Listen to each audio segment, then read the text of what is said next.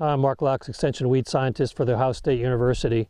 We're standing in a field that has a water hemp palmer problem, and the history on this field is that it was farmed last year in soybeans, and then this year it's an attempt to convert it to a wildlife pollinator seeding. And so we're out here kind of looking at patches, sort of large patches where they have water hemp or water hemp / palmer hybrid, something like that. There's two videos here. One is just a short one on talking about variability and ID a little bit, and then the second video is some of the recommendations we tried to make on managing this issue where they really can't use herbicides.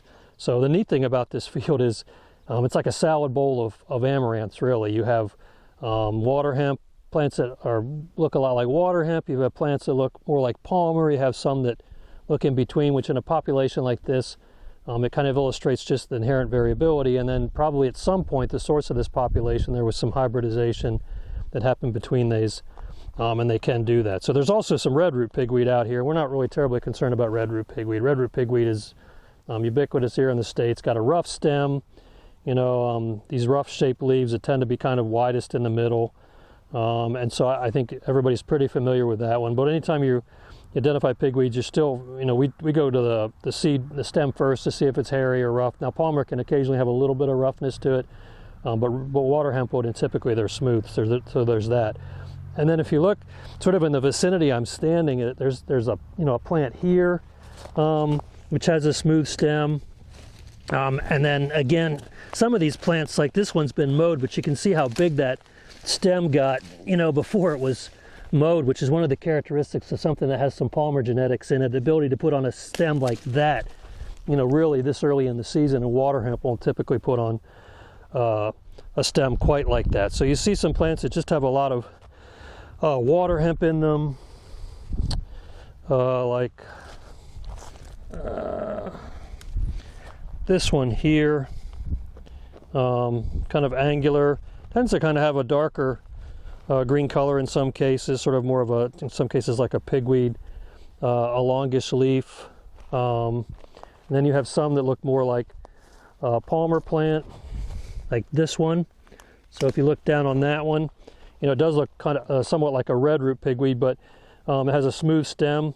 And so you start to look at that in two things. When you look down on top of a palmer plant, it tends to have kind of a whorled pattern.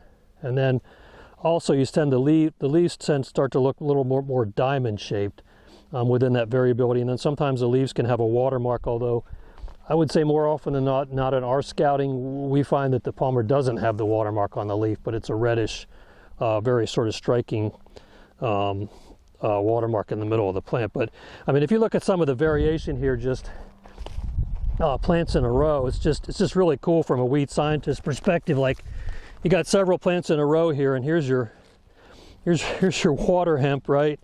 Which is smooth, kind of a ridge stem, those real elongated leaves, and then right next to it you have another plant, that basically has, that type of an arrangement. And then you come over here, and you have a plant that just has all this branching, right? And sort of has a combination of sort of almost the water hemp leaf, but not quite. And then you come right next to that, and you have, this one, right? So just, we get a lot of questions about,